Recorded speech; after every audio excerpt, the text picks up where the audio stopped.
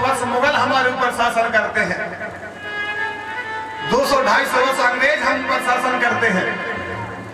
क्यों? क्योंकि हम कभी अपने धर्म के नहीं हो पाए। कहते हैं किसी देश को अगर हराना है, उसकी संस्कृति को खत्म कर दो, उसकी संस्कृति को नष्ट कर दो, वो देश अपने आप गुलाम हो जाएगा। तो अंग्रेजों ने क्या किया? हमारे सारे गुरुकुल बंद करवा दिए।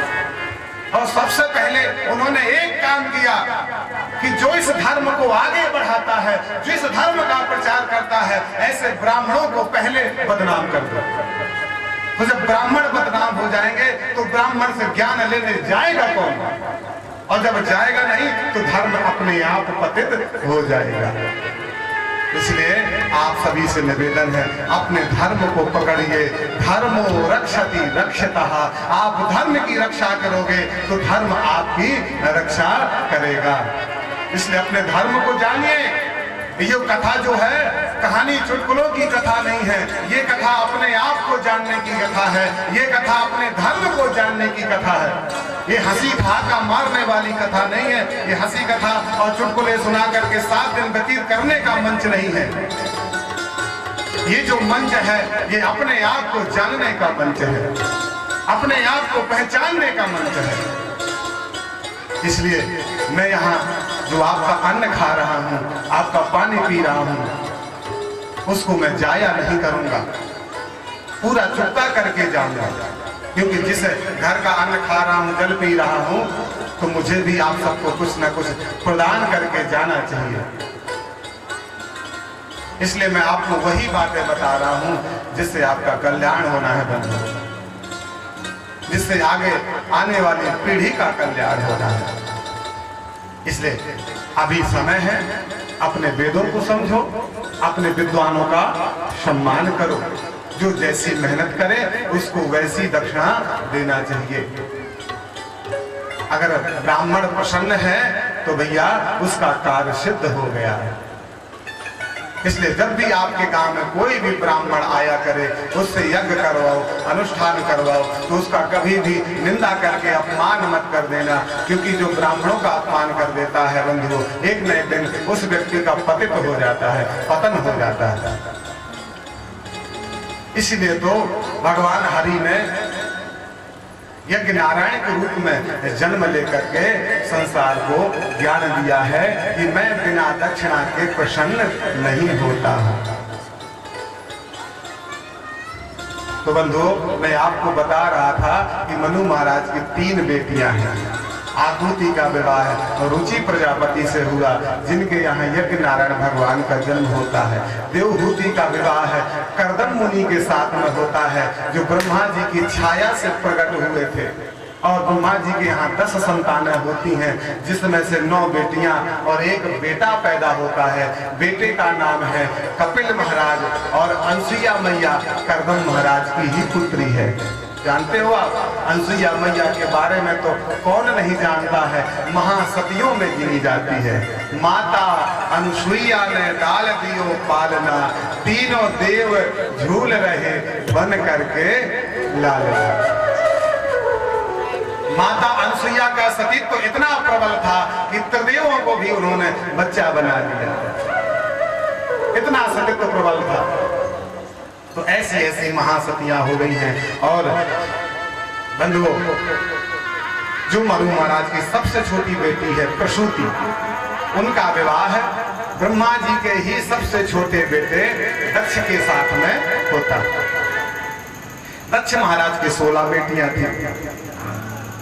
13 बेटियां धर्म को ब्याही गई, स्वाहा नाम की बेटी अग्निदेव को ब्याही गई, और स्वधा नाम की बेटी पितरों को ब्याही गई, और जो सबसे छोटी थी सती, वो भगवान भोलेनाथ को ब्याही गई। सुखदेव बाबा कहते हैं कि परीक्षित भगवान भोलेनाथ के कोई संतान नहीं हो सकी, क्योंकि दक्ष ने भगवान भोलेनाथ से विरोध किया। तो अपने पति का जब अपमान जाना सती ने, तो दक्ष के यज्ञ में अपना शरीर विध्वंस कर लिया था, इसलिए उनकी कोई संतान नहीं हो सकी। परीक्षित जी ने कहा, महाराज भगवान भोलेनाथ तो इतने भोले भाले, सीधे साधे, फिर दक्ष ने भोले बाबा से क्यों विरोध किया, ऐसा कौन सा कारण हो गया, ऐसी कौन सी घटना घट गई जिससे भोले बाबा से विरोध कर लिया दक्ष ने। अब बाबा सुखदेव जी कहते हैं कि राजन, ये उस समय की बात है जब भगवान ब्रह्मा ने अपने प्रिय पुत्र दक्ष को प्रजापति का पद दे दिया। जैसे हमारे भारतवर्ष में राष्ट्रपति होता है, प्रधानमंत्री जो सारे देश को देखता है, ऐसे जो प्रजापति का पद होता था वो पूरे विश्व को देखा जाता था। पूरे विश्व का कमांड अपने हाथों में रखते थे, उसी को प्रजापति कहा जाता है। तो जैसे ही दक्ष को प्रजापति का पद मिला तो बंधु दक्ष को अहंकार आ गया। क्योंकि गोस्वामी जी तुलसीदास जी महाराज अपनी मानस में कहते हैं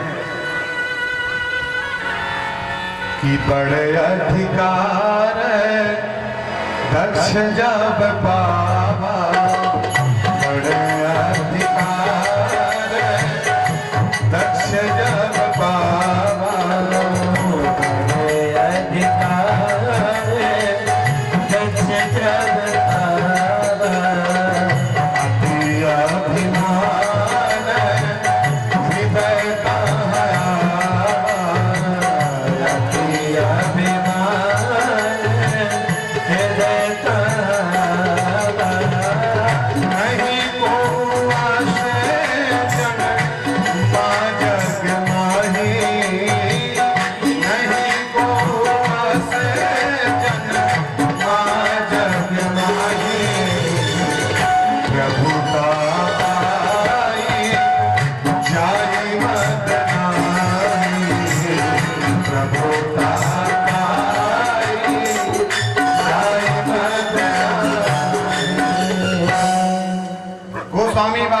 मानस में कहते हैं कि इस संसार में कोई भी ऐसा नहीं है जिसको कोई पद मिल जाए, प्रतिष्ठा मिल जाए और उसको अहंकार न आवे।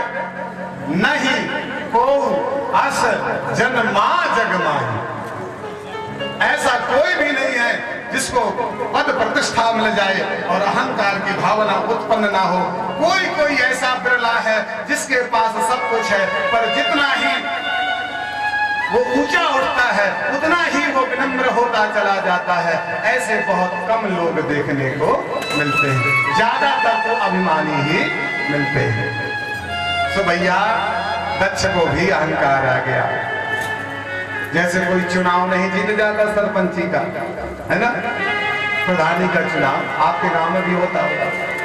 प्रधानी का चुनाव जीत जावे और जब जीत के आते हैं भैया वो कहीं से माला पहन कर चले आते है ना, लगाए भैया अभी शरीर गुलाल सुलाल पोते भैया मुंह में और फलाने की जय दिखाने की जय बोलते हुए चले आते हैं, है ना, खूब प्रसन्न हो जाते हैं। और जब चुनाव जीतने के बाद जो उसको सपोर्ट करते हैं वो कहते भैया चुनाव तो जीत गए, कछु पार्टी वार्टी न दैया, है ना, बोला करते कि नहीं बोलते। तो अब कैसी पार्टी, बनन देव भैया बकरा, बनन देव भैया मुर्गा, सुनन देव दारू, हा बढ़िया पार्टी हो रही है। अब ये पार्टी होती है, अरे तुम्हें प्रभु के पास से सरपंच का पद मिला है तो भैया जाओ हनुमान जी के यहाँ सवा मन का रोट चढ़वा दो भैया, कन्या भोज करवा दो, ज्यादा प्रेम है अपने इष्ट मित्रों को बुला करके भोजन करवा दो भैया, पार्टी देना है तो ऐसी दो। ये थोड़ा ये पद मिल गया तो तुमने पद मिलते ही पाप करना चालू कर दिया, तुमने निरपराध जीवों को मारना चालू कर दिया। अब उस पद को तुम संभालोगे कैसे, कैसे ईमानदारी से तुम समाज का भला करोगे, क्योंकि तुमको पद मिलते ही तुमने बकरा कटवा दिए, पद मिलते ही तुमने मुर्गे कटवा दिए। अब उस पद को संभालोगे कैसे, पद को संभालते ही बुद्धि खराब हो जाती है ऐसे लोगों की, और न तो अपना भला कर पाते हैं और 5 साल तक जनता जरूर बेचारी, जैसे पपीहा ऊपर की ओर देखता है कि पानी बरसे तो मैं पानी पीऊं, ऐसी 5 साल तक जनता टकटकी लगाए बैठी रहती। अब सरपंच भैया रोड बनवाई है, अब बढ़िया गौशाला बनवाई है, जो गौएं छूटी रहती है खेती के टाइम पे 5 साल तक बक्का की नहीं मुंह बाहर रहती, लेकिन सरपंच भैया कुछ ना करवाते। क्यों? क्योंकि उनकी प्रवृत्ति अधर्म में हो गई है, उनको अपने कर्तव्यों का भान नहीं रहा। सो पद मिलते ही अहंकार आ जाता है। सो दक्ष को आ गया, स्वागत समारोह रखा। स्वागत समारोह में भैया बहुत से संत महात्मा देवी देवता आए, जिसमें ब्रह्मा विष्णु महेश भी पधारे हुए थे। जैसे ही दक्ष का आगमन हुआ, सभी ने उठ करके महाराज दक्ष की जय हो, महाराज दक्ष की जय हो करके जयकार लगाने लगे। सभी ने खड़े होकर के वंदन किया, अभिनंदन किया, लेकिन 3 लोग खड़े नहीं हुए। ये तो आप भी जानते हैं। कौन नहीं खड़े हुए? कौन नहीं खड़े हुए? ब्रह्मा विष्णु महेश। जैसे ही दक्ष ने देखा ये 3 लोग खड़े क्यों नहीं हुए, आंखों में खटक गए। जो नीच बुद्धि का व्यक्ति होता है उसको क्या लगता है कि 100 में से 100 ने मेरा प्रोत्साहन क्यों नहीं किया, 100 में से 100 लोगों ने मेरी जय जयकार क्यों नहीं करी। अगर उसके मन में ये संतोष की भावना नहीं कि चलो कोई बात नहीं, 90 लोगों ने तो मेरी जयकार करी, 10 ने नहीं करी तो ना करने दो। लेकिन जो तुच्छ बुद्धि का होता उसकी दृष्टि उसी में जम जाती है। ऐसे ही दक्ष गद्दी में बैठते हुए बोलने लगा कि चलो ठीक है कोई बात नहीं, ब्रह्मा जी को खड़ा ना होने दो, ये मेरे पिताजी हैं। चलो ठीक है विष्णु जी को खड़ा ना होने दो, ये मेरे पिता के पिता हैं, दादाजी है मेरे। पर ये शंकर क्यों नहीं खड़ा हुआ? ये तो मेरा दामाद है, और दामाद तो पुत्र की भांति होता है, इसको तो कम से कम खड़े होकर के मेरा स्वागत करना चाहिए था। मैं ससुर जरूर हूँ पर पिता तुल्य हूँ, मेरा सम्मान बढ़ाना चाहिए था। सो बैठते ही भोले बाबा के बारे में अब शब्द बोलने लगा। अरे जिसकी संगत अच्छी हो उसके अंदर सदाचार आवे, शिष्टाचार आवे। ये भूत प्रेतों का संग करता है, शमशान में रहता है, इसलिए इसको शिष्टाचार क्या मालूम। अब भैया सब एक दूसरे का मुंह देखने लगे कि कौन है भैया शिष्ट, किसने शिष्टाचार भूल गया। तो दक्ष ने कहा इधर उधर क्या देखते हो, इस शंकर को देखो, हमेशा मृगछाला लपेटे रहता है, बाघंबर लपेटे रहता है, पूरे तन पे विभूति रमाए रहता है। ना इसको अपने सम्मान का ज्ञान तो दूसरे का सम्मान क्या करे। तो जैसे भोले बाबा की निंदा होने लगी, सो नंदी बाबा से नहीं रहा गया। हरिहर निंदा कि सुनाही जे काना, हरिहर सुनाही जे काना, कि हो ही पाप गो घात समान। हमें कभी अपने इष्ट की निंदा, हमें कभी अपने गुरुदेव की निंदा कभी नहीं सुनना चाहिए। अगर अपनी इष्ट की निंदा कहीं हो रही हो तो या तो पुरजोर विरोध करें, अगर विरोध करने में सक्षम नहीं है तो वहां से हट जाएं। पर हमें अपने हरि की और गुरुदेव की कभी निंदा नहीं सुनना चाहिए। जो अपने हरि और गुरुदेव की निंदा सुनता है उसको गो हत्या के बराबर पाप लगता है। इसलिए नंदी बाबा के इष्ट भोले बाबा की निंदा हो रही थी, सो नंदी बाबा से रहा नहीं गया, उठ खड़े हुए। रे दक्ष, जिस पद के अहंकार में भर करके तुम मेरे स्वामी के प्रति अपशब्द बोल रहे हो, जाओ उस धड़ पे बकरे का सर लग जाए। जैसे ही दक्ष को श्राप दिया, सो भैया जो दक्ष का पुरोहित था भृगु, वो दाढ़ी में हाथ फिराता हुआ आया। कहा रे नंदी, तू ससुर और दामाद के बीच में कैसे बोला? जाओ तेरे जैसे शिवगण पाखंडी हो जाए। अब शिवगणों को लगा कि अरे बैठे बैठा इसने हमको श्राप दे दिया। तो शिवगणों ने भी ब्राह्मणों को श्राप दे दिया। जो चाटुकार ब्राह्मण होते हैं, जो अपने शिष्य को सही बात बताने में सक्षम हैं, डरते हैं, ऐसे चाटुकार ब्राह्मण भिखमंगा हो जाए। तो जो भैया अपने शिष्य की गलती को कभी बताते नहीं, डरते हैं कहीं शिष्य नाराज ना हो जाए, बाद में दक्षिणा ना देगा, है? इसी भय से अपने शिष्य की गलतियों का उजागर ना करे, ऐसा जो ब्राह्मण होता है भैया उसको कभी कुछ नहीं पूछता, कभी कुछ नहीं पूछता। चाहे जितना यतन जतन कर ले, हमेशा वो भिखमंगा का ही भिखमंगा रहेगा। चारों तरफ भैया श्राप का माहौल हो गया। भगवान भोलेनाथ ने सोचा कितनी सुंदर सभा थी, अब तो स्वागत समारोह से ये श्राप समारोह बन गया है। चलो भैया मेरे कारण से माहौल बिगड़ गया है, मैं ही अपना दंड कमंडल समेटता हूँ तो कछु शांति हो जाएगी। सो भोले बाबा ने सभी गणों को समेटा और कहा भैया चलो इधर से, सबको कैलाश ले गए। लेकिन दक्ष के मन में गांठ बैठ गई, रही मन ये धागा प्रेम का टूट जा, रही मन धागा प्रेम का कीमत तोड़ो चटका, रही मन धागा प्रेम का कीमत तोड़ो चटका, कि तोड़े से ना फिर जुड़े, अरे जुड़े गांठ पड़ जाए, अरे जुड़े गांठ पड़ जाए।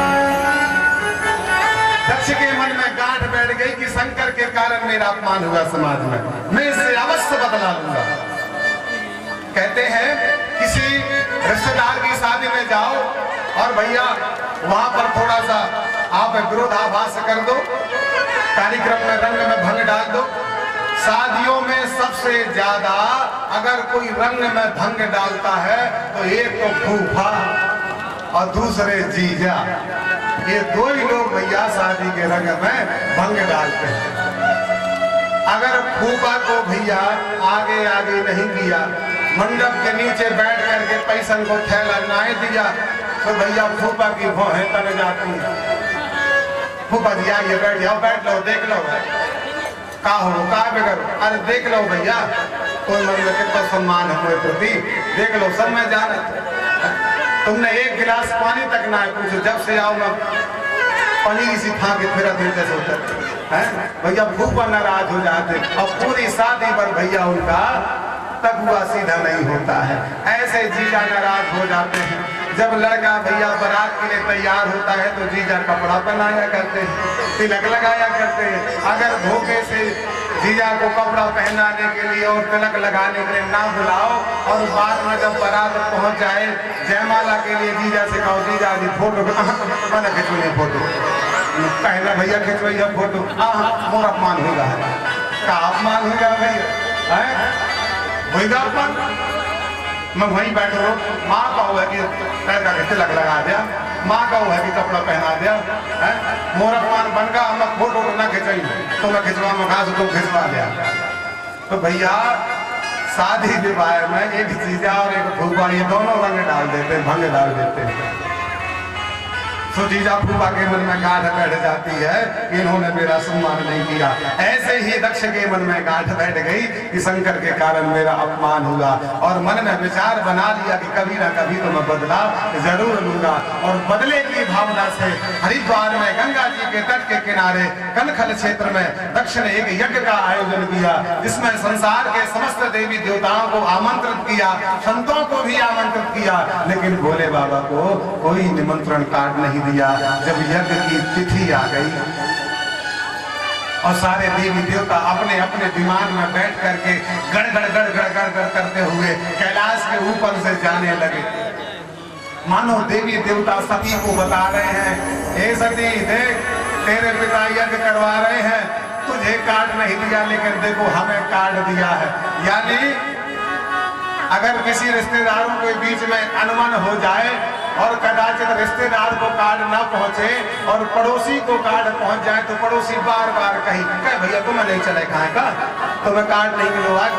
जानते हैं कि कार्ड नहीं दिया होगा क्योंकि इनकी अनबन है, लेकिन फिर भी जाके उसके दर्द को खुदेरना है?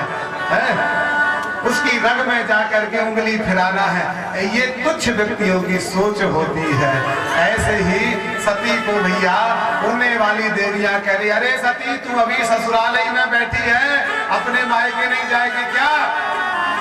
तो सती ने कहा हाँ ठीक है आप चलो बहन, मैं भी आ रही हूँ सज धज करके। जब भगवती सती को पता चला कि मेरे पिता यज्ञ कर रहे हैं लेकिन मेरे पिताजी ने नहीं बुलाया, बड़ा दुख होगा। लेकिन देवियों का मन बड़ा भीत होता है, कितना भी ना बुलाया हो, लेकिन मायके में अगर कुछ हो रहा हो तो मन मानता नहीं है। अब भगवती सती पहुंची भोले बाबा के पास और कहा प्रभु आज्ञा हो जाए तो हम भी अपने पिता के यहाँ हुआ में, सब कोई जा रहा है। भोले बाबा ने कहा देवी कैसे भेज दूं, जब वहां से कोई कार्ड नहीं आया, निमंत्रण नहीं आया तो बिन बुलाए नहीं जाना चाहिए। यावत ही हर से नहीं कि नैनन नहीं सने कि तुलसी तहाँ न जाए कि कंचन बरसे में। हे देवी, जहां पर जाने में हमें सम्मान ना मिले, प्रेम ना मिले, वो पिता का ही घर क्यों ना हो, बिन बुलाए नहीं जाना चाहिए। मान जाओ देवी, मत जाओ, कोई कार्ड नहीं मिला है। पर सती जिद्दी स्वभाव की थी, तो भोले बाबा ने सोचा कि हुई यही सोई जो हमरा चिरा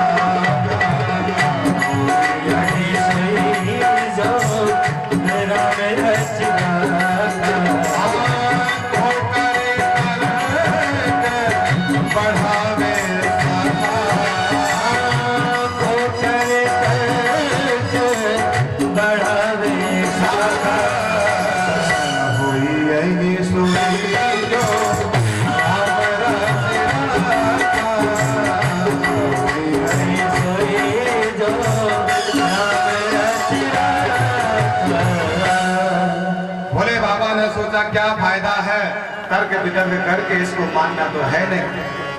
सुनंदी आदि गणों को भगवती सती के साथ भेज दिया।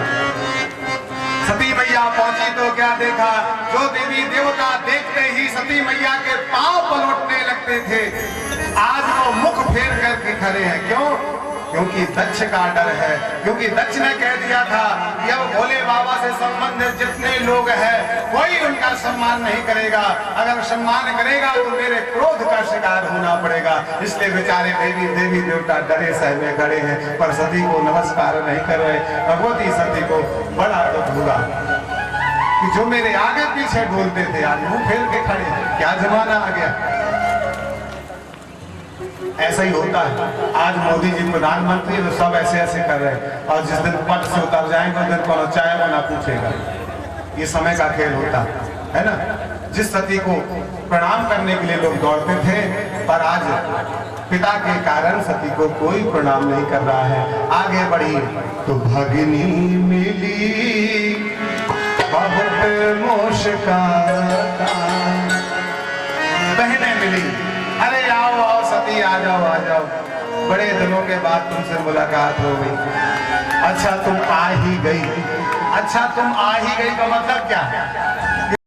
आया नहीं गया, लेकिन तुम इतनी ढीठ हो कि तुम बिन बुलाए चली आई। चलो ठीक है, आ गई, कोई बात नहीं। जब से विवाह हुआ तब से तुमसे हमारी भेंट नहीं हुई, चलो कोई बात नहीं, आ गई तो मुलाकात हो गई। अच्छा ये बताओ बहन, तुम्हारा पति कैसा है? हाँ ठीक है, वो भी ठीक है, कुशल है। अच्छा एक बात बताओ, तुम्हारे पति ने कपड़ा पहनना कुछ चालू कर दिए कि अब नंग धड़ंग घूमते हैं? भोले बाबा का मजाक बनाने लगे, कुछ कपड़ा पहनना सीख लिया कि अब बाघंबर पहने घूमत फिरत रहा थे। सती समझ गई कि ये व्यंग कस रही है। अच्छा एक बात बताओ बहन, तुम्हारे पति ने कुछ काम धाम करके 4 व्हीलर ली कि अभी बैलवा में घूमते हैं, अभी नंदी में घूमते हैं। भगवती सती ने कहा अब तो व्यंग्यों के बाण चलने लगे, इधर भैया काम नहीं।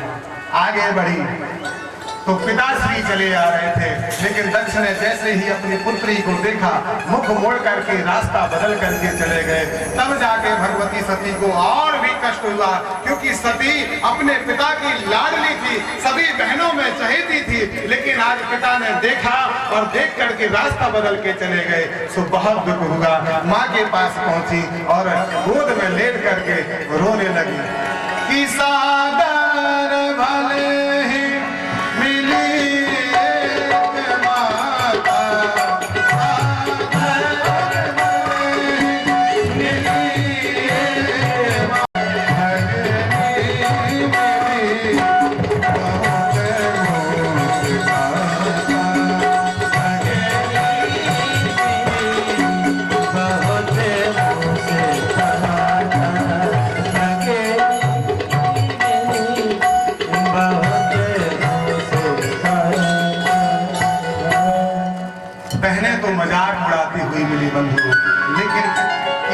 एक माँ होती है जो कभी अपने बच्चों का मजाक नहीं बनाती। पुत्रो जायते क्वचिदपि कुमाता न भवति। पुत्र को पुत्र हो सकता है पर माता कुमाता नहीं हो सकती। माता अपने बच्चों के साथ में कभी दुर्व्यवहार नहीं करती। भैया ये थोड़ा जला दीजिए, कैसे वैसे हमारे चेहरा में ना जा रहा है, जला दे। हम अपने मुंह से अपनी बेइज्जती कर लो कैसे कि अगर अपने मुख से बेइज्जती अपनी कर लेंगे तो अहंकार नहीं आएगा, है ना। तो हम कभी अपने मुख से बड़ाई नहीं करते, ये हमारा स्वभाव है। जला दो भैया, कछु चमकन लगे हम। अरे भगनी मिली बहुत मुस्काता, सादर भले ही मिली एक माता।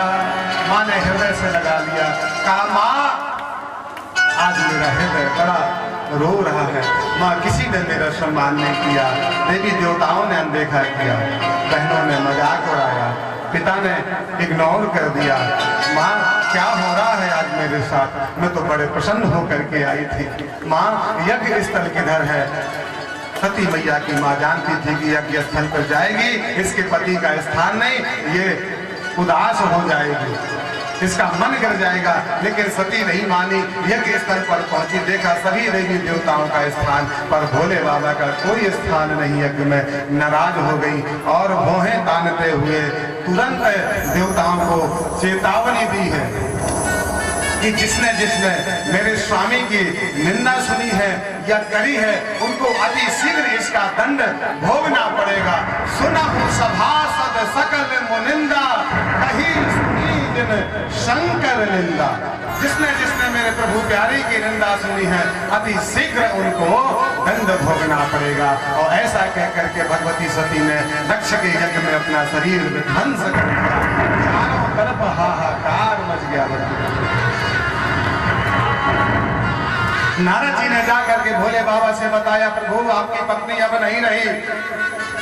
भोले बाबा को भयंकर क्रोध आया। अरे जिस सती के कारण में अभी तक रिश्तों में बंधा हुआ था, अब सती ही नहीं रही तो कौन दक्ष कौन ससुर, और अपनी जटा का बाल उखाड़ा और भूमि पर पटक दिया और वीरभद्र प्रकट हो गया। बोलिए वीरभद्र महाराज की। वीरभद्र महाराज को आज्ञा दी है, हे वीरभद्र जाकर के दक्ष समेत दक्ष के यज्ञ को विध्वंस कर दो। वीरभद्र महाराज गए, नंदी आदि गण सभी एक एक देवताओं को चिन्हित करवाते चले जा रहे हैं। इसने भी मेरे प्रभु प्यारे की निंदा करी, इसने भी भोले बाबा की निंदा करी। किसी का सर तोड़ देवे, किसी की कमर तोड़ देवे, किसी का हाथ तोड़ देवे, किसी का पैर तोड़ देवे, सबका अंग भंग कर दिया। भृगु ऋषि का गोविंदाय नमो नमः हो गया। दक्ष अपने प्राण बचा करके भाग रहा था। सो वीरभद्र जी ने दक्ष को पकड़ा और मुंडी को ऐसे घुमाया है जैसे कोई कपड़ा निचोड़ता है, और जैसे कोई खेत से मूली उखाड़ता है, ऐसे धड़ से सर को निकाल लिया और यज्ञ में पटक दिया। दक्ष समेत दक्ष का यज्ञ विध्वंस हो गया। परीक्षित ने कहा, महाराज दक्ष ने तो बड़ा सुंदर काम किया था, भगवान का यज्ञ किया था, लेकिन फिर क्यों भगवान ने ही यज्ञ को नष्ट कर दिया। सुखदेव बाबा ने कहा, राजन जिस यज्ञ का हेतु संसार की रक्षा करना हो, संसार की भलाई करना हो, उस यज्ञ की रक्षा करने के लिए साक्षात सभी देवता अंश रूप में आते हैं। लेकिन जिस यज्ञ का उद्देश्य केवल दूसरे को नीचा दिखाना है, दूसरे से बदले की भावना से यज्ञ करना है, उस यज्ञ को भैया कोई भी रक्षा नहीं करता, कोई भी देवी देवता रक्षा करने नहीं आते हैं। इसलिए कभी भी यज्ञ किया जाए तो बदले की भावना से नहीं, दूसरे को नीचा दिखाने के लिए नहीं तो उस यज्ञ से कोई भी फल की प्राप्ति नहीं हुई।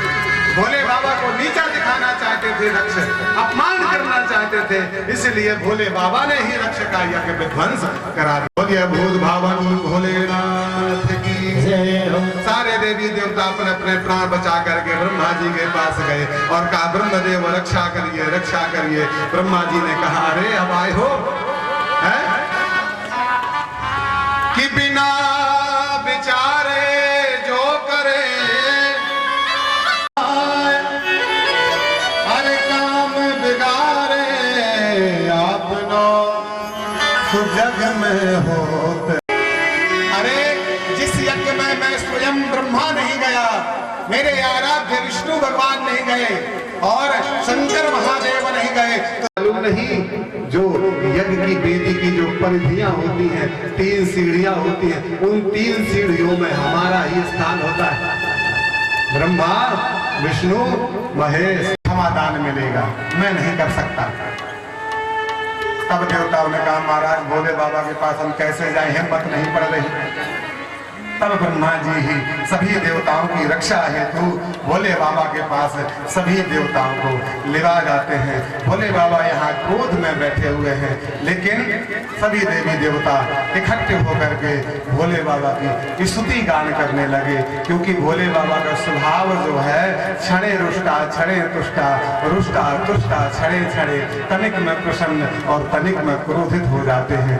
ऐसे भोले बाबा का स्वभाव है। सभी ने एकजुट होकर के भगवान की स्तुति करी है और हम भी भोले बाबा के प्रांगण में ही बैठे हैं। सामने यहाँ पर केरावती महाराज हैं और दाहिने साइड भोले बाबा हैं, तो ऐसे प्रांगण में हम भी बैठे हुए हैं। आइए हम भी भोले बाबा से प्रार्थना करें, प्रभु जाने अनजाने में जो हमसे गलतियां बन जाएं तो आप क्षमा कर दिया करें। हम अज्ञानी हैं, अबोध हैं, हम जानते नहीं हैं, आपकी महिमा को समझते नहीं हैं। हे प्रभु हम भी आपकी शरण में आए हैं, हमारी रक्षा करें। आइए हम भी भाव से गावें। हे शंभु तुम्हारी इच्छा से मेरे बाबा आएंगे ताली सेवा देते हुए। हे शंभु तुम्हारी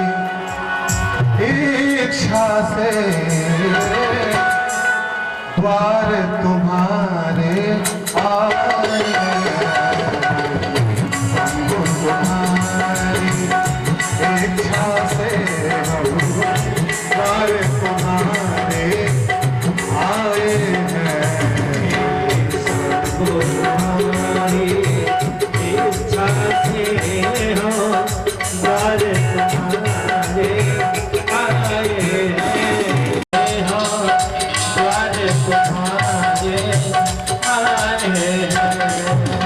ओम नमः शिवाय, ओम नमः शिवाय, ओम नमः शिवाय, ओम नमः शिवाय, ओम नमः शिवाय, ओम नमः शिवाय, ओम नमः शिवाय, ओम नमः शिवाय, ओम नमः शिवाय, ओम नमः शिवाय, ओम नमः शिवाय।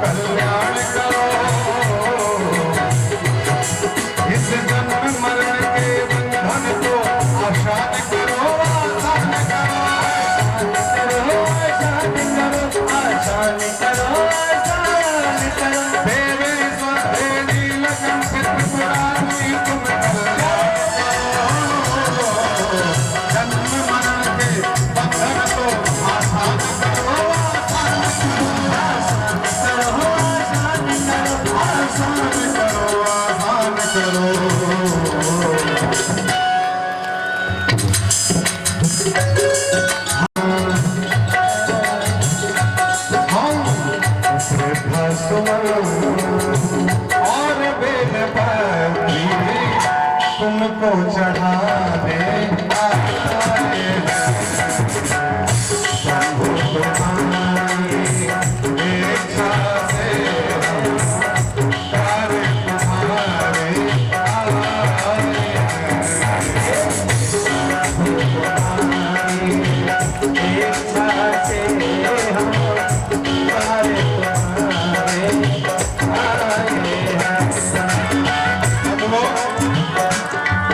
भोले बाबा बड़े ही दयालु है।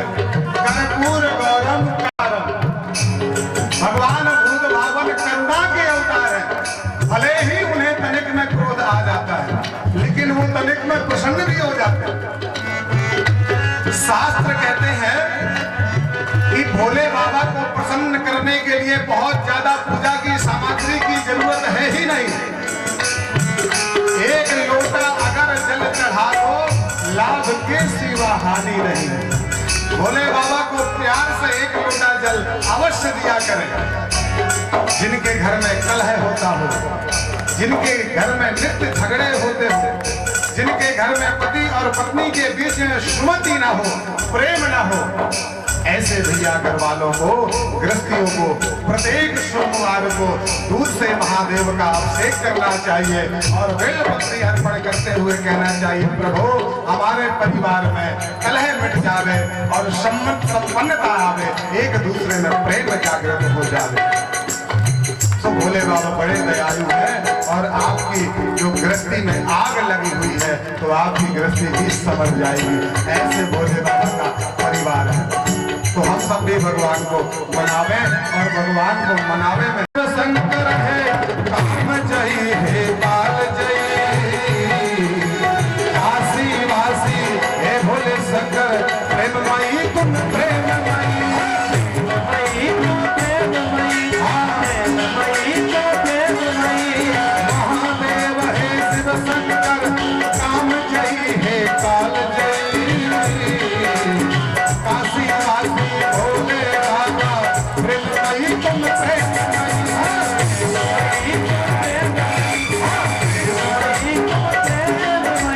प्रेममयी तुम प्रेममयी। हम भागे भगोरा मेरे बाबा, हम भागे भगोरा और बेलपत्री तुमको चढ़ाने आए हैं। भागे भगोरा और बेलपत्री तुमको चढ़ाने आए हैं।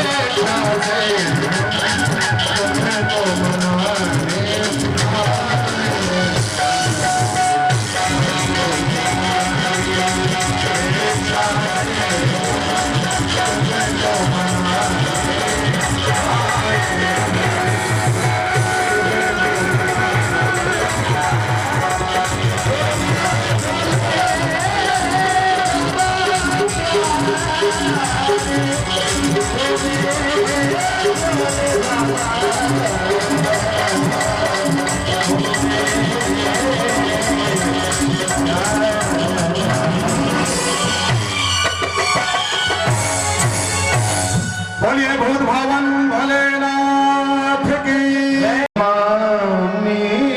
मीशान निर्वाण रूपम विभुम व्यापकं ब्रह्म वेदास्वरूपम निजं निर्गुणं निर्विकल्पं निरीहं। हे भोले बाबा, हम निरीह हैं, हम बेसहारे हैं, हम सताए हुए हैं, हम तड़पाए हुए हैं और प्रभु हम अज्ञानी हैं, आपकी महिमा को नहीं समझ सकते। अनजाने में हमसे आपका अपमान बन गया। हे भोले बाबा हमारी रक्षा करो, रक्षा करो, रक्षा करो। जब बारंबार उसकी गान किया है देवताओं ने, तब जाके भोले बाबा प्रसन्न हो गए और सभी को अभयदान दे दिया। सभी अपने अपने धाम को चले गए।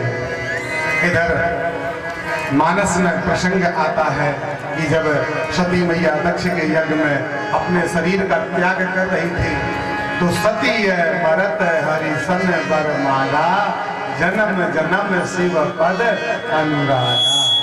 मरते समय सती ने भगवान विष्णु से वरदान मांगा था, प्रभु जितने बार मेरा जन्म हो उतनी बार मैं शिव के चरणों की दासी बनूं। तब तो भगवान विष्णु के वरदान स्वरूप ते ही कारण हिम गिरी ग्रह जाई, जननी पार्वती तन पाई। सो भगवती सती का अगला जन्म हिमांचल नरेश के यहाँ पार्वती के रूप में होता है और तपस्या करके पुनः भोले बाबा को प्राप्त कर लेती है। बोलिए राधे राधे। सुखदेव बाबा कथा को आगे बढ़ाते हुए कहते हैं, हे राजन, अभी तक मैंने मनु महाराज के 3 बेटियों के वंश की चर्चा सुनाई। अब मैं आपको मनु महाराज के 2 बेटों के वंश की चर्चा श्रवण कराता हूँ। सबसे पहले महाराज उत्तानपाद के बारे में बताते हैं कि राजन, महाराज उत्तानपाद के 2 रानियां थी।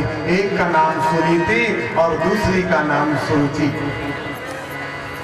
सुनीति कहते हैं जिस नारी के विचार सुंदर हो, धर्म शास्त्र के अनुसार जो नारी अपने जीवन में आचरण करती हो, ऐसी नारी को सुंदर नीति वाली कहा गया है, सुनीति कहा गया है। और जो नारी मनमाने तरीके से आचरण करती हो, ना अपने बड़े बुजुर्गों का सम्मान करती हो, जहां मन करे से उठ कर चली जावे, जब मन करे सो बाजार घूम आवे, जब मन करे सो पड़ोसनों के यहाँ घूम आवे, जो ऐसी नारी मनमाने तरीके से आचरण करती है, उसको सुरुचि कहा गया है। सुरुचि मतलब स्वयं की रुचि। तो आप में से कौन कौन सुनीति है और कौन कौन सुरुचि है? हाथ उठाइए। कौन कौन सुनीति है? सुनीति कौन कौन है? ठीक है, मतलब एक ही जन सुनीति है, बाकी सुरुचि। जय हो भैया धनौरी वाले, जय हो। केवल हमारी एक माता राम ने कहा कि मैं सुनीति हूँ, मैं शास्त्र के अनुसार अपने जीवन में आचरण करती हूँ, बाकी सब सुरुचि है। मतलब अपने रुचि के अनुसार, जब मन करे सो सो जाओ, जब मन करे सो उठ जाओ, जब मन करे सो खा लो, जब मन करे सो घूम ले आओ, है ऐसे ही वाली आओगे आप लोग, है ऐसी वाली होगा। काफी जने कहा था वो ऐसे ही वाली है। सुबंधुओं, सुखदेव बाबा कहते हैं कि सुनीति मैया की कोई संतान नहीं थी, इसलिए कुछ लोगों के कहने पर महाराज उत्तानपाद ने दूसरा विवाह सुरुचि के साथ में कर लिया। लेकिन जब सुरुचि आई तो उसको लगता था कि महाराज केवल मुझे ही प्रेम करें, मुझे ही देखें, मुझे ही पुकारें, मेरी ही इच्छा की पूर्ति करें। सौतन बनी बैठी सुरुचि ने अपनी बड़ी बहन सुनीति को घर से बाहर करवा दिया। जिस समय बाहर करवाया उस समय प्रभु कृपा से वो गर्भवती थी, जंगल में कुटी बना करके संतों के बीच में रहने लगी और एक सुंदर बच्चे को जन्म दिया। नाम ध्रुव रखा गया। जैसे जैसे ध्रुव महाराज 5 साल के हुए, बच्चों के साथ में खेलने कूदने लगे तो एक लड़के ने कह दिया, ध्रुव तुम तो बिन बाप के हो, तुम्हारे कोई पिता नहीं है, नाजायज औलाद हो। ऐसा जो जहाँ कह दिया सो बात चुप गई। बच्चों का जो हृदय होता है बड़ा कोमल होता है। बच्चे मन के सच्चे, सारे जग की आंख के तारे, हैं। जो छोटे मोटे बच्चे होते ना, इनका हृदय बिल्कुल साफ सुथरा होता है, पानी की तरह निर्मल होता है। जैसा बनाना चाहो बच्चे वैसा बन जाते हैं, जैसा सिखाना चाहो बचपन में बच्चे वही सीख जाते हैं। बिल्कुल निर्मल पानी की तरह बच्चों का हृदय होता है। ऐसे ही पड़ोसियों के द्वारा पिता के बारे में गंदा सुंदा बोला गया तो ध्रुव महाराज को चोट पहुंच गई, दुख पहुंच गया और अपनी माँ के पास पहुंच करके कहते हैं, माँ क्या सच में हमारे कोई पिता नहीं है? क्या मैं बिन पिता का हूँ? क्या मेरे पिता मर गए हैं? जैसे ही मरने का नाम लिया तो सुनीति मैया ने मुख में हाथ रख दिया, पुत्र तुम मरने की बात ना करो, तुम्हारे पिता ऐसे वैसे नहीं, चक्रवर्ती सम्राट महाराज उत्तान पाद है। निकल जाओगे। हाँ, ये सब करा जाए। कहा तुम ऐसे न चाहिए, कथा सुन कर जाइए, अब तो इस यूनी से मुक्त हुई हूँ मैं।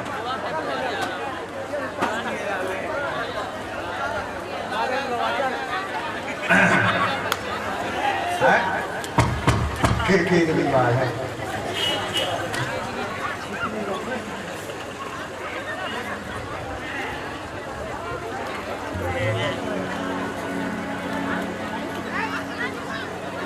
इन्हें देख लियो, अब भजन कर लियो, नहीं तो ऐसे बिल दिलाने फिर हो।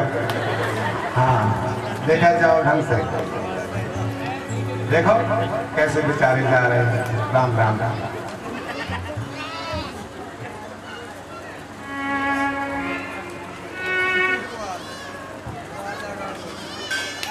बोलिए बांके बिहारी लाल की जय, भक्त वत्सल भगवान की जय हो। जैसे ही ध्रुव को पता चला पिता से मिलने का मन बना, मित्रों को साथ ले गए और पिता के दरबार में पहुंचे। जब पिता ने पूछा, पुत्र कौन हो, क्या नाम है तुम्हारा, तुम्हारे माता पिता का क्या नाम है? ध्रुव ने कहा, महाराज मेरा नाम ध्रुव है और मेरी माता का नाम सुनीति है।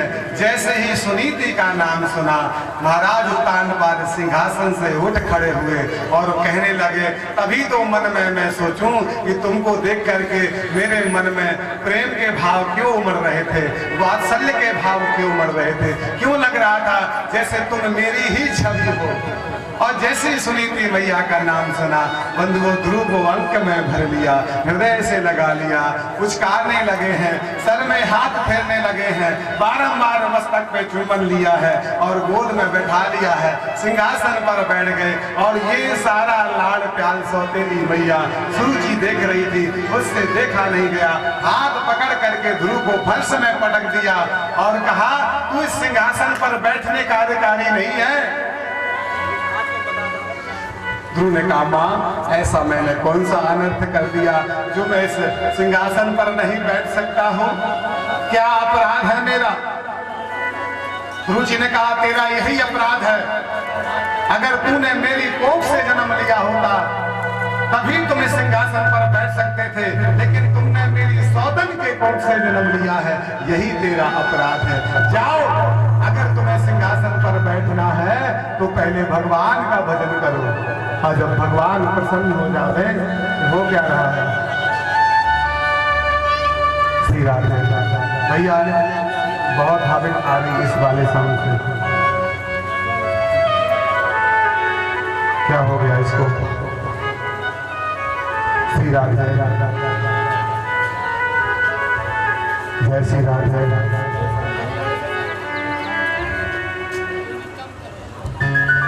श्री राधे,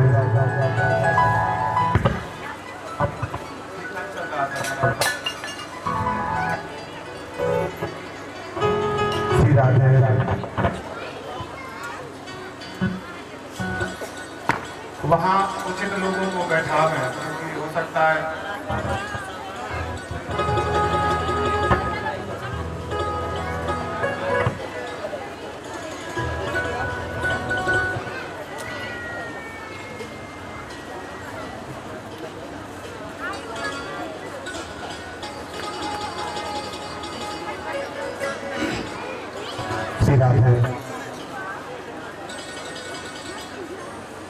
जय श्री राधे, जय श्री राधे। हाँ ठीक है। बोलिए भक्तवत्सल भगवान की जय जय श्री राधे श्याम, जय जय श्री राधे श्याम, बोलिए बांके बिहारी लाल की जय हो। जय जय श्री राधे श्याम, जय जय श्री राधे श्याम।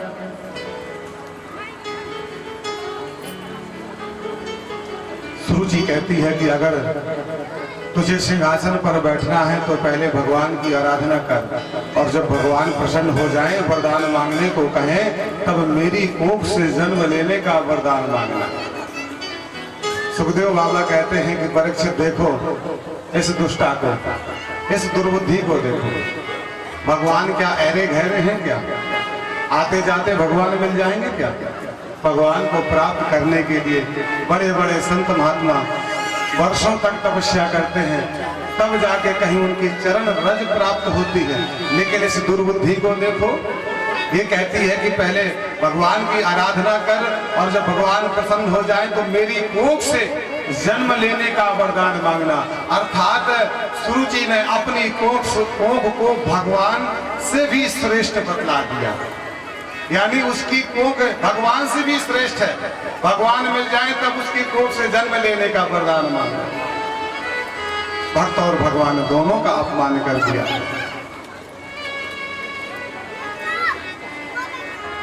ध्रुव महाराज अधमरे सर्प की भांति फुफकारते हुए चले आए, फूंसते हुए रोते हुए माँ की गोद में जाकर के लेट गए और कहा, माँ मैं बहुत बड़ा अभागा हूँ।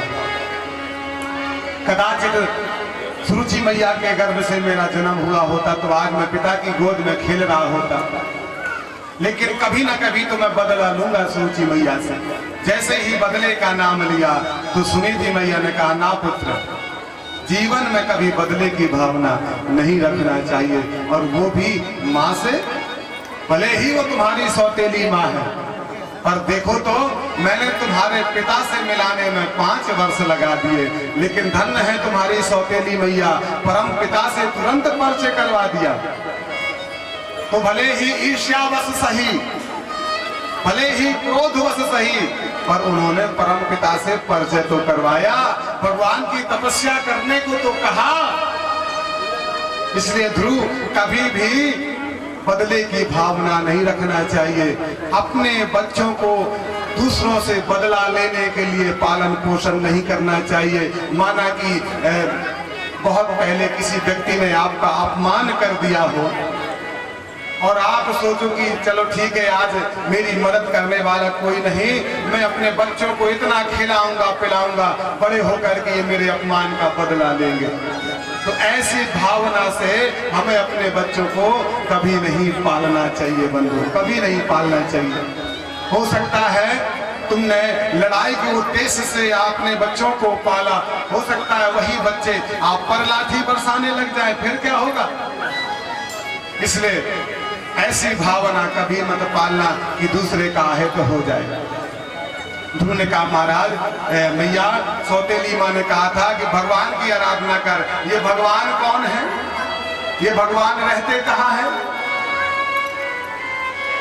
माँ हंसने लगी, ध्रुव हरि व्यापक सर्वत्र समाना, प्रेम प्रकट हो ही मैं जाना। हरि तो हर जगह रहता है, कण कण में भगवान का वास है, पत्ते पत्ते में प्रभु का वास है। बस जिधर से पुकारो उधर से प्रभु प्रकट हो जाते हैं। अरे कई संत महात्मा तो कहते हैं, मोकू कहाँ ढूंढे रे बंदे, मैं तो तेरे पास हूँ। कहाँ ढूंढ रहा है? मंदिरों में, आश्रमों में, किधर तू मुझे ढूंढ रहा है? जब तक तू अपने अंदर नहीं झांकेगा, अपनी आत्मा को नहीं निहारेगा, तब तक तू संसार में भटकता रहेगा, लेकिन भगवान को प्राप्त नहीं कर पाएगा। इसलिए कई संत महात्मा तो ये कहते हैं, सबसे पहले अपने आप को निहारो, अपने आप को देखो, तब भगवान को ढूंढने के लिए जाओ। भगवान को ढूंढना नहीं पड़ता, भगवान को केवल जानना पड़ता है। ऐसे ढूंढते रह जाओगे, जीवन निकल जाएगा। पर जैसे आज यहाँ कथा सुनने बैठे हो और भगवान के बारे में जान रहे हो, बस यही जानना आपका सार्थक हो जाएगा। ऐसे में ही आपको भगवान मिल जाएंगे। नन्हा सा 5 वर्ष का बालक घर से निकल पड़ा भगवान की खोज को, घनघोर जंगल में भटक रहा है, भगवान को पुकार रहा है। लेकिन भगवान कहते हैं कि जब कोई व्यक्ति मन में दृढ़ इच्छा संकल्प लेकर के मुझे प्राप्त करने को निकल जाता है, तो मैं भी उसकी यात्रा को सफल कर देता हूँ और मिलवाने के लिए किसी ना किसी संत गुरुदेव की व्यवस्था कर देता हूँ। क्योंकि भगवान को प्राप्त करने के लिए पहले गुरु को प्राप्त करना पड़ता है, क्योंकि गुरु ही भगवान के बारे में बतलाते हैं। जब तक गुरु नहीं बनाओगे तब तक भगवान की प्राप्ति कदापि हो ही नहीं सकती है। इसलिए भगवान ने ध्रुव को ज्ञान देने के लिए नारद जी की व्यवस्था कर दी और नारद जी नारायण नारायण करते हुए ध्रुव के रास्ते पर आ गए। जब ध्रुव ने देखा सामने से कोई ऋषि वर चले आ रहे हैं, साष्टांग दंडवत प्रणाम किया। जैसे ही प्रणाम किया बाबा नारद प्रसन्न हो गए और मन ही मन बोल पड़े कि ये शिष्य बनने की पहली सीढ़ी में पास हो गया। कैसे संतों का सम्मान करना चाहिए, आदर करना चाहिए, इसकी माँ ने भली भांति इसको समझाया है। शिष्य बनने की पहली सीढ़ी में पास हो गया। बाबा नारद ने कहा, पुत्र तुम यहाँ कहाँ जंगल में भटक रहे हो? इस जंगल में घनघोर हिंसक जानवर रहते हैं, किसी भी जानवर का तुम शिकार बन जाओगे। अपने घर वापस चले जाओ, अभी तुम्हारी उम्र खेलने कूदने की है, अपने मित्रों के साथ खेलो, जब सयाने हो जाना तब आना भगवान को प्राप्त करने। ध्रुव ने कहा, नहीं प्रभु, मैं अपनी सौतेली मैया के वचनों से व्यथित होकर के आया हूँ और जब तक मैं भगवान को नहीं प्राप्त कर लूंगा तब तक मैं यहाँ से जाने वाला नहीं हूँ। सो नारद बाबा ने सोचा अब तो पक्का ये चेला बनने लायक हो गया। सो बाबा नारद ने ध्रुव को द्वादशाक्षर मंत्र का गुरु मंत्र दे दिया। कौन सा मंत्र दिया है? ओम नमो भगवते वासुदेवाय। ये सुंदर द्वादशाक्षर मंत्र जब ध्रुव महाराज के कानों में पड़ा तो ध्रुव महाराज धन्य हो गए और बाबा नारद ने कहा, बेटा जाओ ब्रज भूमि में जा करके भगवान की आराधना करना और मेरा आशीर्वाद है कि तुमको निश्चित ही प्रभु की प्राप्ति हो जाएगी। इसलिए सुखदेव बाबा कहते हैं, बंधुओं, कि प्रत्येक मनुष्य को गुरु बनाना चाहिए। चाहे बच्चा हो, चाहे बच्ची हो, चाहे जवान हो या बूढ़ा, सबको गुरु बनाना चाहिए। अगर संसार सागर से पार होना है और परमात्मा के धाम में जाना है तो पहले गुरु रूपी सीढ़ी पर आपको चढ़ना पड़ेगा, गुरु को स्वीकार करना पड़ेगा, गुरु का वर्ण करना पड़ेगा। इस संसार में जो भी आया है सभी ने गुरु का धारण किया है। गुरु बिन भव निधि तरई न कोई, जो विरंज शंकर सम होई। भगवान शंकर ने भी गुरु बनाया, भगवान ब्रह्मा ने भी गुरु बनाया, भगवान श्री राम कृष्ण ने भी गुरु बनाए, परशुराम जी ने भी गुरु बनाए, वामन भगवान ने भी गुरु बनाए। ऐसे कौन है जिन्होंने गुरु नहीं बनाए? लेकिन हम लोग क्या करते हैं, जब कन्यादान करने के लिए मंडप के नीचे बैठ जाते और भावर पढ़ने वाले पंडित जी कहते हैं, जजमान जी अगर कन्यादान लेना है तो पहले गुरु बनाओ। तो जजमान जी कहते हैं, ये 4 बजे रात के हम कहाँ महाराज गुरु ढूंढ फिर, आप ही दे दो गुरु मंत्र, आप ही कोई चेला बना लो। तो भैया जल्दीबाजी में, आनंद फानंद में हम गुरु बना लेते हैं, ना हम गुरु की जांच परख कर पाते हैं कि विद्वान है, कैसे हैं, स्वभाव कैसा है, ये हमारे जीवन में कछु परिवर्तन कर पाएंगे कि नहीं कर पाएंगे, और जल्दीबाजी में हम गुरु बना लेते हैं। बाद में पता चलता है कि हमारे गुरु को तो कुछ आता ही नहीं है। फलाने गुरु जी कितने अच्छे हैं, अगर उनसे गुरु मंत्र ले लिया होता तो कितना अच्छा रहता। इसीलिए तो कहा जाता है कि हमें फुर्सत से गुरु बनाना चाहिए, समय रहते गुरु बना लेना चाहिए, सोच समझ करके हमें गुरु बनाना चाहिए। सो बालक ध्रुव को गुरु मंत्र मिला। ब्रज भूमि में जाकर के तपस्या करने लगे। 5 महीने तक तपस्या करी है। पहले महीने तपस्या करी तो केवल ब्रज का घास पत्ते इत्यादि खाते थे। दूसरा महीना लगा तो 6 दिन में एक दिन केवल जमुना जी का जल पीते थे। तीसरा महीना लगा तो बंधुओं केवल वो हवा पान करके रहने लगे। ऐसे ऐसे 5 महीने तक उन्होंने तपस्या करी और 5वें महीने में उन्होंने अपनी प्राणवायु को ऐसे रोका है, सारे संसार की प्राणवायु को रोक दिया। जीव जंतु छटपटाने लगे। तब जाकर के इंद्र ने कहा, हे प्रभु, ऐसा धरती में कौन सा राक्षस आ गया है जिसने सारे संसार की प्राणवायु को रोक दिया है। तब भगवान विष्णु ने कहा, भैया इंद्र, कोई राक्षस नहीं है, वो मेरा भक्त है ध्रुव, जिसकी आत्मा मुझसे मिलने के लिए तड़प रही है। इंद्र ने कहा, प्रभु तो फिर देर क्यों लगाते हो, जाके दर्शन। कैसे भगवान का पूजन करूं, क्योंकि माँ ने भी नहीं बताया कि भगवान का पूजन कैसे करना। गुरु महाराज ने भी नहीं बताया कि जब प्रभु आ जाएंगे तो स्तुति कैसे करनी। सो बेचारे गुमसुम से खड़े हैं, टकटकी लगाए देख रहे हैं ध्रुव। तो भगवान को दया आ गई, अपना शंख उठाया और ध्रुव के गाल में स्पर्श करा दिया। और जैसे ही गाल में स्पर्श किया है, मूकम करोति वाचालम पंगुम लंघयते गिरिम यत्कृपातम हम वंदे परमानंद माधवम। सुंदर सुंदर श्लोकों में भगवान की स्तुति गान करने लगे हैं ध्रुव महाराज। तब भगवान ने कहा, पुत्र, मैं तुमसे बहुत प्रसन्न हूँ, वरदान मांगो। ध्रुव महाराज ने कहा, नहीं प्रभु, मुझे कुछ नहीं चाहिए, बस आपका आशीर्वाद बना रहे और मुझे कुछ ना चाहिए।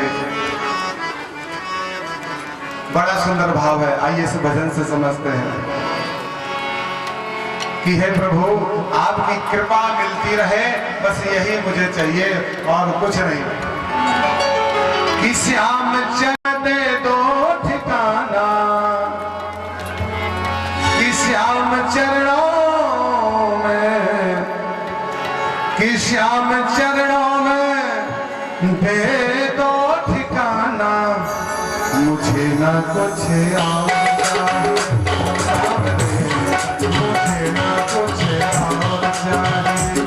श्याम चरणों में, हाँ श्याम चरणों में, श्याम चरणों में दे दे ठिकाना, मुझे न कुछ और चाहिए। ओ संग रे, मुझे न कुछ और चाहिए।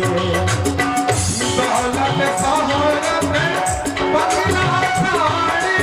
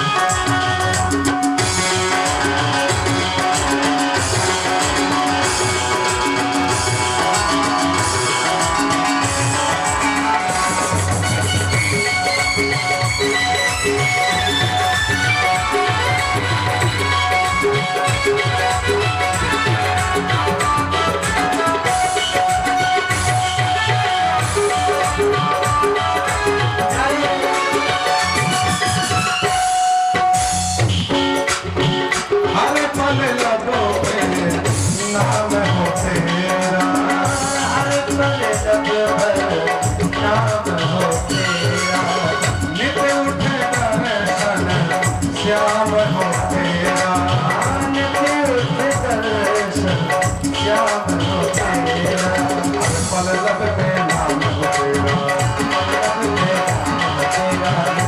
दर्शन श्याम हो तेरा, हर पल लब में नाम हो तेरा,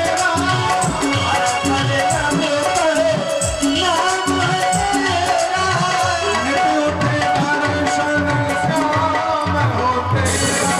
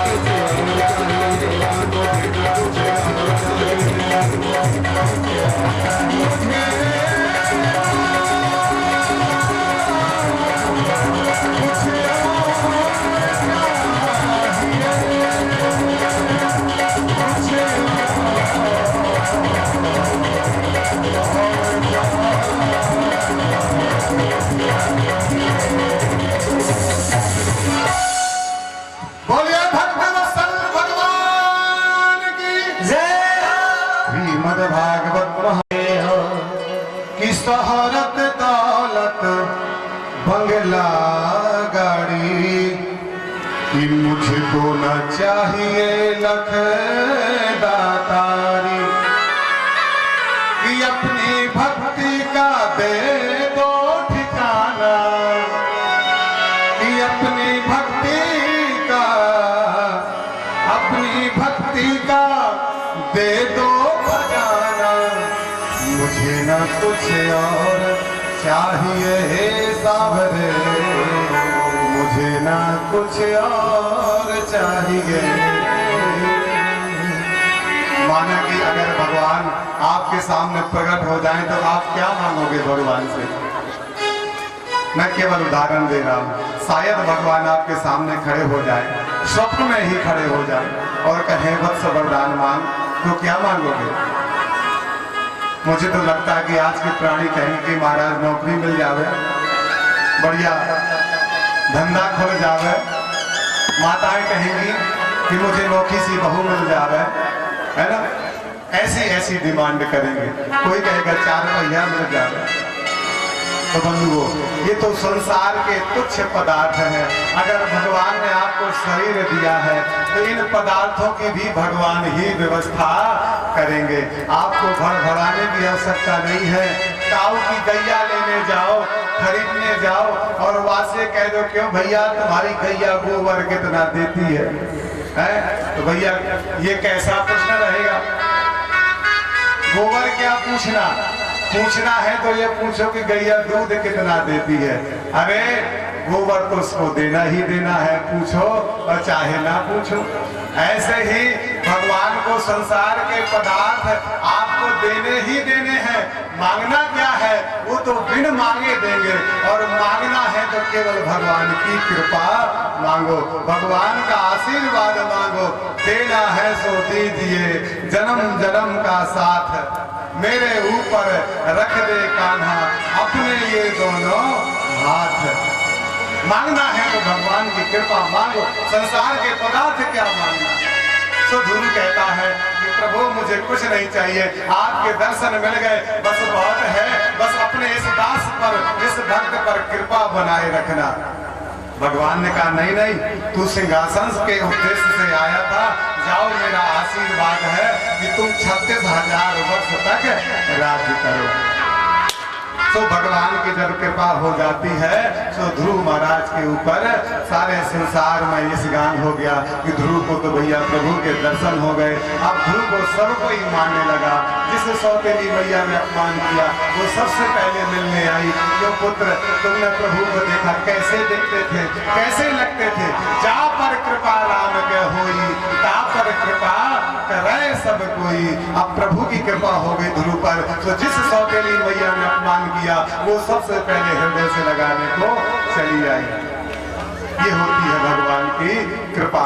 ध्रुव सगिलान जप्यो हरि नायु, पायौ अचल अनुपम ठाऊ।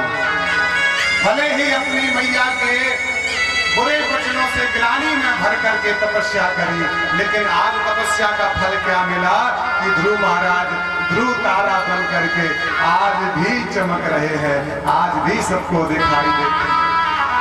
आप भी ध्रुव महाराज के भांति भगवान का भजन करेंगे तो आपका नाम भी जग में अमर हो जाएगा। राम का नाम लेकर जो मर जाएगा, नाम अपना दुनिया में अमर कर जाएगा।